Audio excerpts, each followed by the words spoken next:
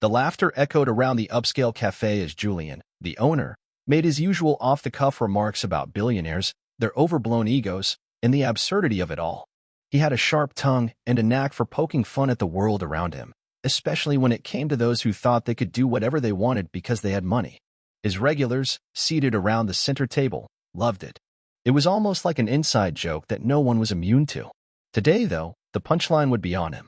Seriously, Julian said, leaning back in his chair with a smirk, if Elon Musk walked through that door right now, I'd tell him to take a seat at the bar and wait his turn, just like everyone else. He laughed, knowing full well how outlandish it sounded. The table of regulars joined in, chuckling at the thought.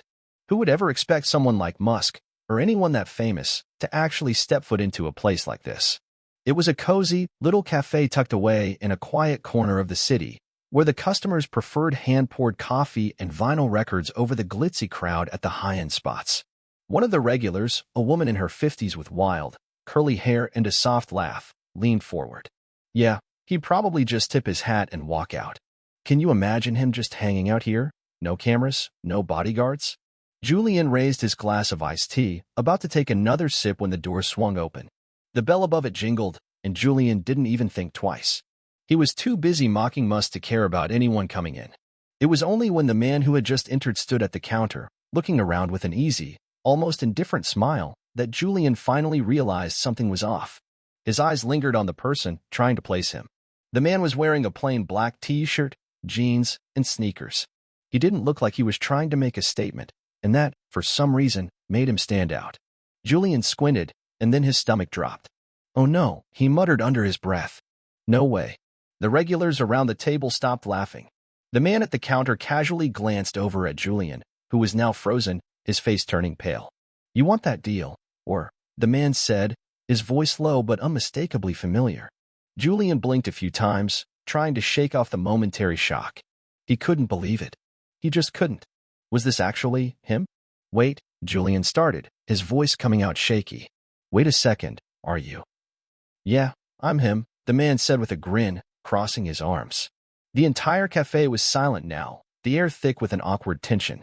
Julian was still struggling to process what was happening, but the man, Musk, wasn't in a hurry. He seemed to enjoy the discomfort, even leaning against the counter casually, like he was the most normal person in the room. The irony of the situation wasn't lost on Julian, who suddenly wished he could crawl under the table. The regulars, now noticing the man's face, exchanged quick glances, some wide-eyed, others stifling laughter. Julian, however, was too stunned to even speak. Musk chuckled under his breath as if this was just another one of his playful interactions.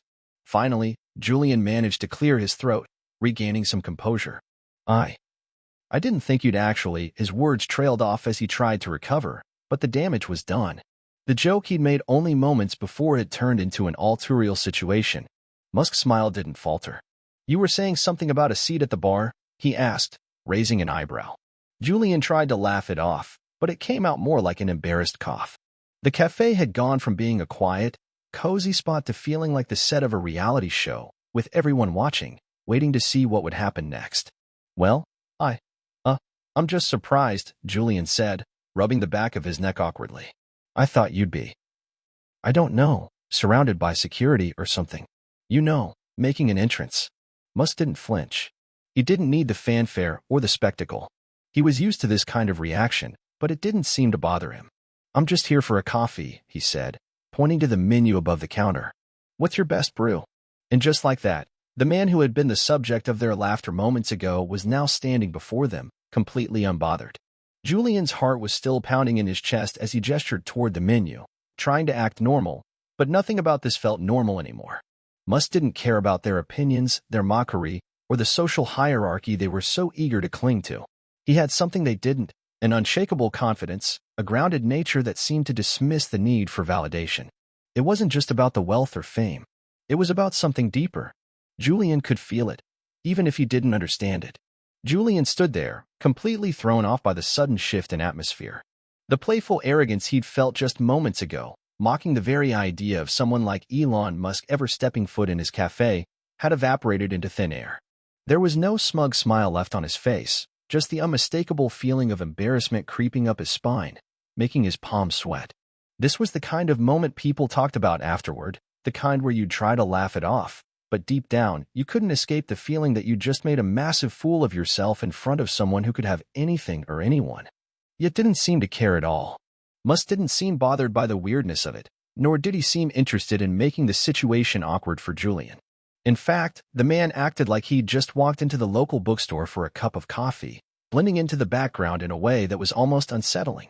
As Musk leaned against the counter, waiting for his drink, Julian scrambled to figure out what to say, what to do.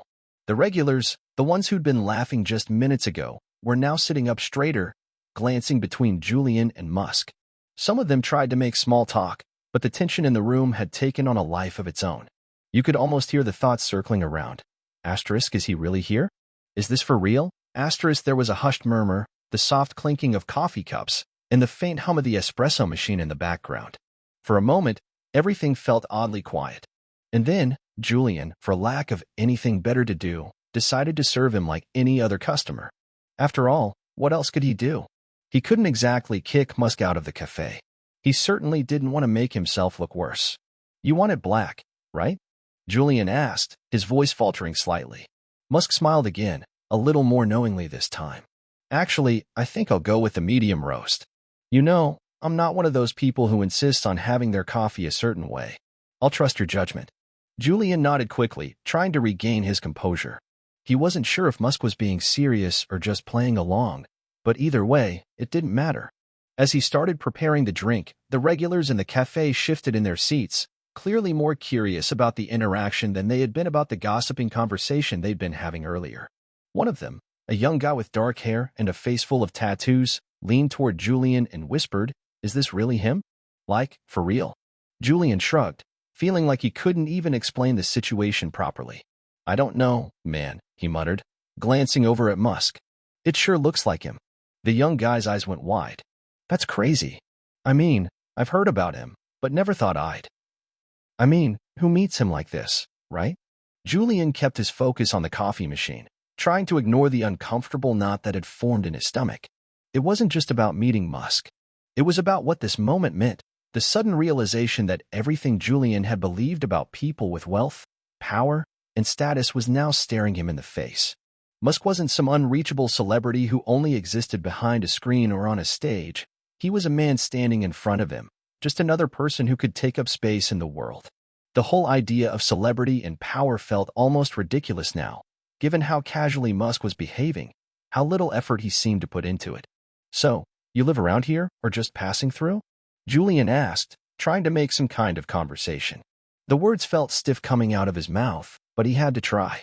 Musk raised an eyebrow, leaning forward slightly, as if considering the question. "I don't live here, but I come through this area every so often. It's one of those places that's easy to miss, but once you find it, you kind of stick with it. Kind of like good coffee, you know? Once you know what's good, you just keep coming back." Julian laughed, but it wasn't out of amusement, it was more out of nervousness. Musk was talking like he wasn't the head of one of the most successful companies in the world. He wasn't talking like a billionaire, like someone who lived on a different level from everyone else. He sounded like someone who just knew what he liked and didn't think much about it. That casualness, that disregard for the grandeur people often attached to him, was what rattled Julian the most. It made him feel small, like all the things he'd spent his life holding on to, the arrogance, the self-importance, were irrelevant in the face of a real human being who had no interest in playing into any of that. You ever think about how much you could change if you just dropped all that rich guy act? Julian asked without thinking, his voice quieter than before. Musk looked at him, a flicker of something passing across his face, a momentary flash of seriousness, maybe even something close to curiosity. "Rich guy act," he repeated slowly. "I'm not sure I know what you mean." Julian rubbed his temples, suddenly feeling like an idiot for bringing it up. "I mean, people like you, they have all the power, all the money, but they still have to act a certain way, you know? They wear the suits, they make the speeches. They become the guy everyone talks about. But what if they didn't? What if they just lived a normal life, like everyone else? Would that change anything?" Musk's expression softened, almost imperceptibly. "You think normal's where the value is?" Julian wasn't sure how to respond. For a moment, he wondered if he'd crossed some line, if he was coming off too cynical. "I don't know. I guess I just wonder if all the stuff people fight for, like status or fame, really matters in the end." There was a long pause as Musk considered this. He took a deep breath, then exhaled slowly, eyes drifting toward the window for a moment before he answered. I think a lot of people spend their lives fighting for things that won't really fill them up in the long run. Fame, money, recognition, they're all distractions. What really matters is the impact you make, the relationships you build, the things you create that leave something behind after you're gone. The words hit Julian harder than he expected. He had heard versions of that sentiment before, but hearing it from someone like Musk, someone who could literally buy anything and everything, somehow made it feel more real, more human. The idea that someone with that kind of power could have such a simple perspective was jarring, and Julian felt a shift inside him, an uncomfortable realization that maybe he had been too wrapped up in his own cynicism, his own mockery of people who lived in those rarefied circles. Before Julian could respond, Musk stood up from the counter, his coffee in hand. It's a nice place you've got here. I'll come back sometime. You don't have to worry about any big, fancy treatment. With a slight grin, he nodded and walked out the door. The cafe was still quiet for a few moments, the regulars unsure of how to process what had just happened. Julian stood there, staring at the empty door, the weight of Musk's words still hanging in the air. The door swung shut behind Elon Musk with a soft jingle of the bell, and the cafe seemed to hold its breath. Julian stood frozen behind the counter, still processing the conversation they'd just had. His hands were shaking slightly, still gripping the coffee machine's portafilter as if the pressure of the moment hadn't quite worn off. The regulars, who had witnessed the entire thing in stunned silence, began to stir, their murmurs filling the air once more. But it wasn't the usual chatter, it was quieter now, more subdued, like everyone was trying to figure out what had just happened. What had they witnessed?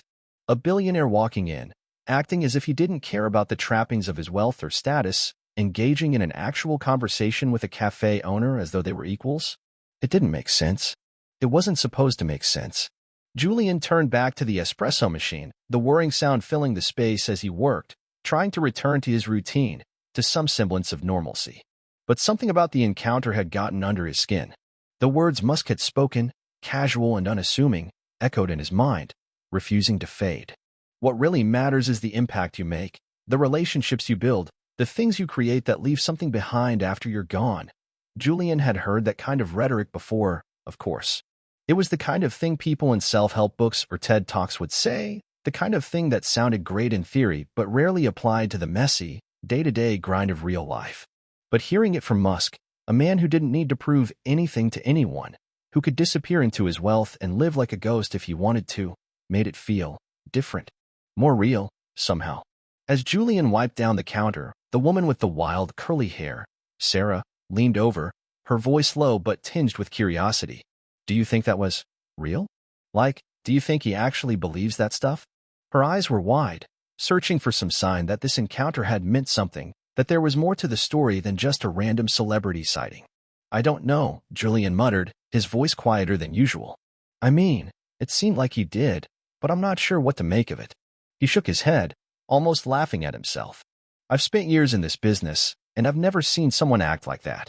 Like, he's Elon Musk. He's not supposed to just walk into a cafe like a regular guy. I don't think he was trying to be regular, Sarah said, her tone thoughtful.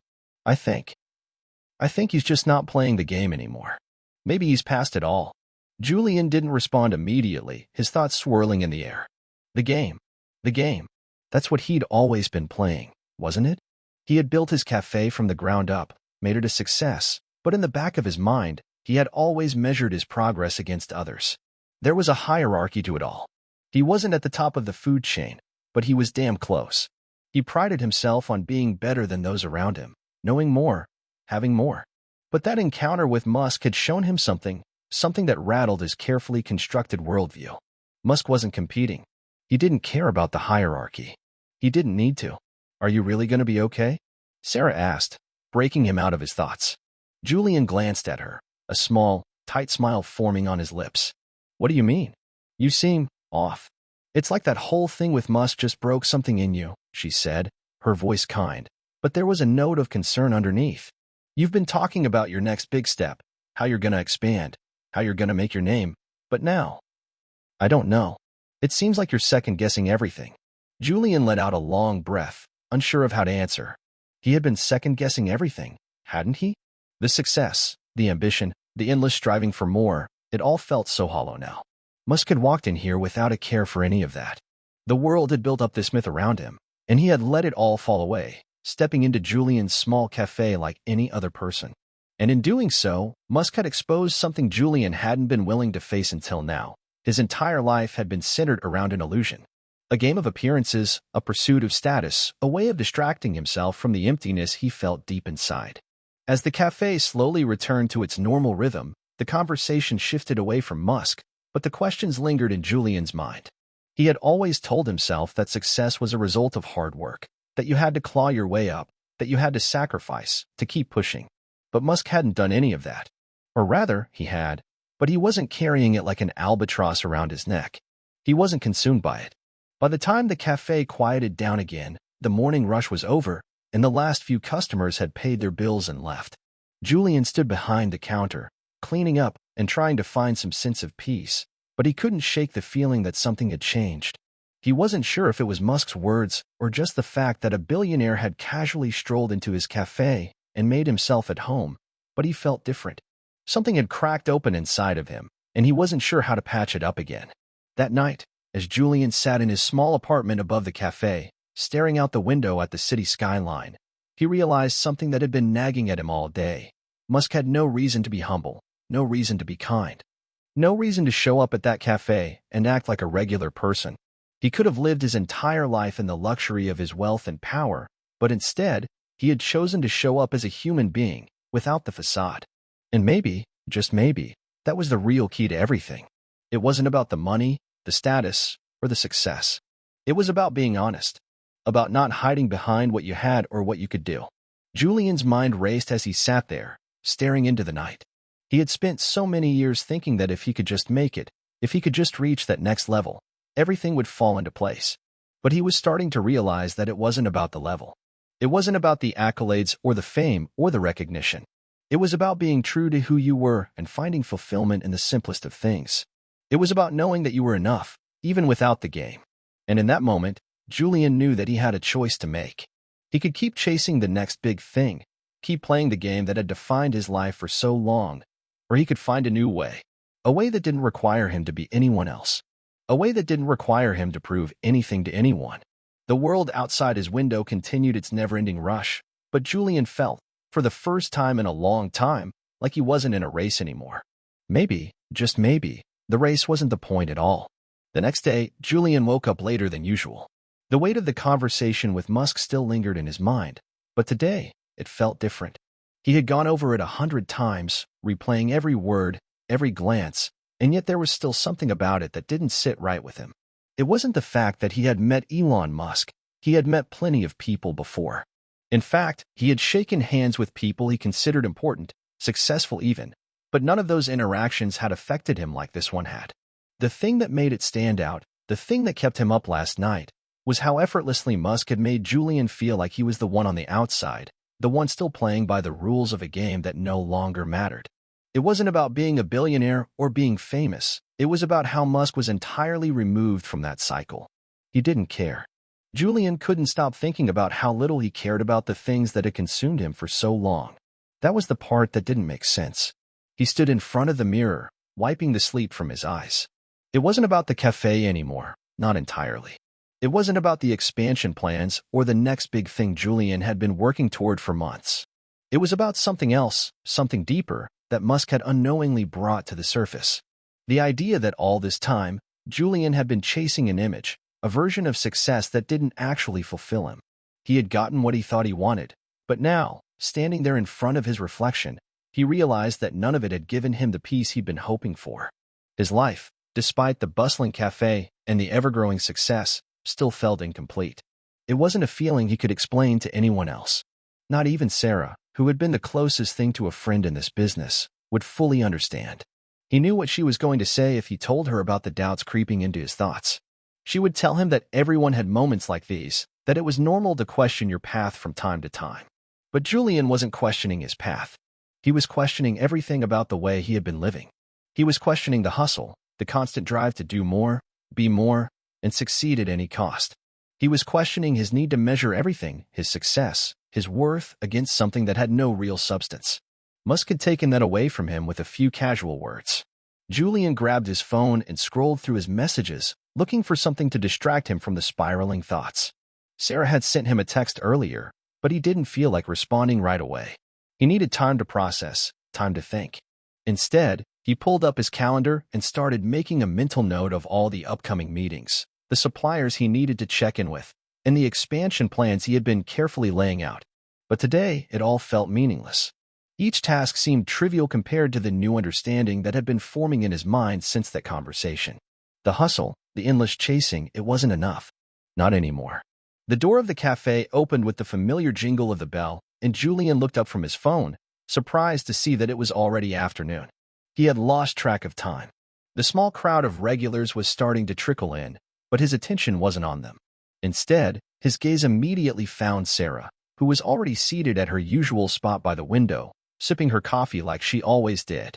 She had been coming in every day at the same time for years, always holding her cup with both hands, as if savoring every sip, as if it was the one moment in the day she could truly enjoy something. She raised an eyebrow when she saw him standing there, lost in thought. "You're late today," she said, her voice light but carrying that sharp edge of concern that Julian had grown used to. "And you look like you've been thinking a lot." He didn't smile. "I have been. A lot." She took another sip, letting the quiet hang between them for a moment before leaning in, her voice lowering as if she were about to share a secret. "You still thinking about Musk?" Julian nodded, unsure of how to explain what he was feeling. "Yeah, I don't know what to make of it." "Of him?" Sarah's eyes softened, and she gave him a small, understanding smile. "You're not the first person to be affected by meeting him, you know? Look at the guy. He has everything. And yet, he's still just a guy.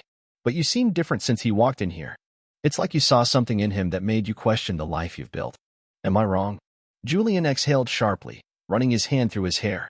"I don't know if it's him, or if it's just the way I've been living, you know? The way I've been chasing all this stuff that doesn't seem to matter anymore. I've been so focused on growth, on success, but I don't know what any of it means if it doesn't give you peace. I just don't know anymore." Sarah watched him closely, her expression softening further. "Julian, it's okay to question things. It's okay to wonder if this whole hustle, grind, do more mentality is worth it. But you've worked hard for what you have. No one's telling you to throw it all away. But maybe you need to rethink what you really want out of this life. It doesn't have to be about constant growth. It doesn't have to be about being at the top all the time. Maybe it's about finding balance."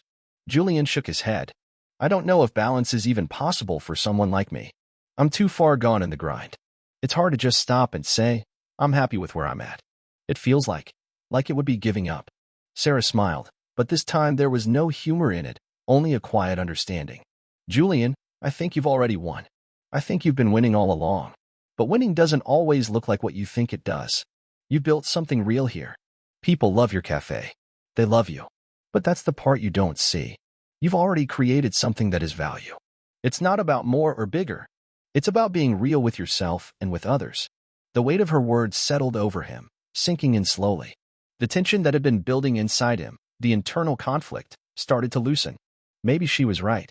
Maybe he had been too focused on the wrong things for too long. Success didn't have to mean climbing some invisible ladder. It didn't have to mean constantly moving forward, always pushing, always striving. Maybe the secret was in the quiet moments, the ones where you looked around and realized that you already had enough. Julian sat down at the counter, a deep breath escaping him as he leaned back in the chair.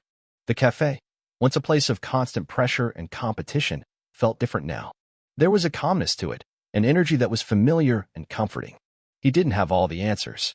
He didn't know what the future held. But for the first time in a long while, he didn't need to. The noise of the world, the endless drive for more, didn't matter as much. He was here. This was enough. The next week dragged on. Julian had been trying, really trying, to stick to the routine, but the lingering questions were still there, pressing at the edges of his thoughts. Sarah's words had helped, but only so much. He knew she was right about balance, about finding value in what he had already built. Still, every time he caught himself drifting off in the middle of a task, his mind wandered back to that conversation with Musk.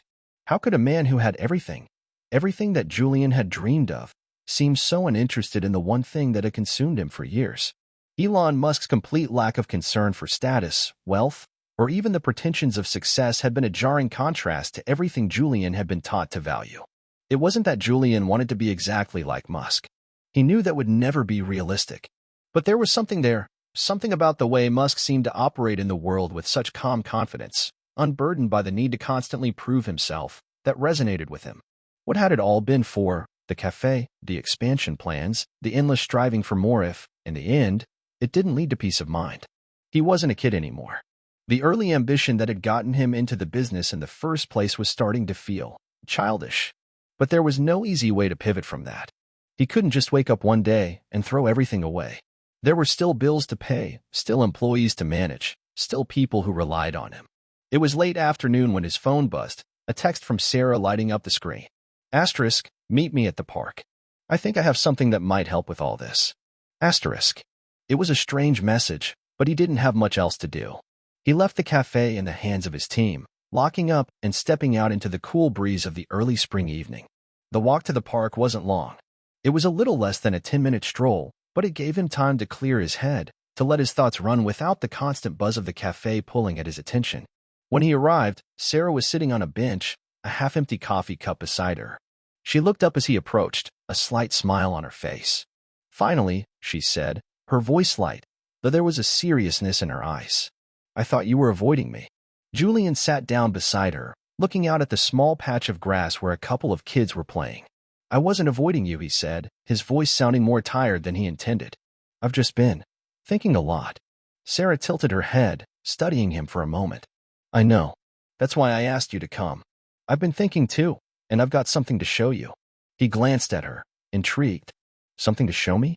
What is it? She reached into her bag and pulled out a small leather-bound notebook.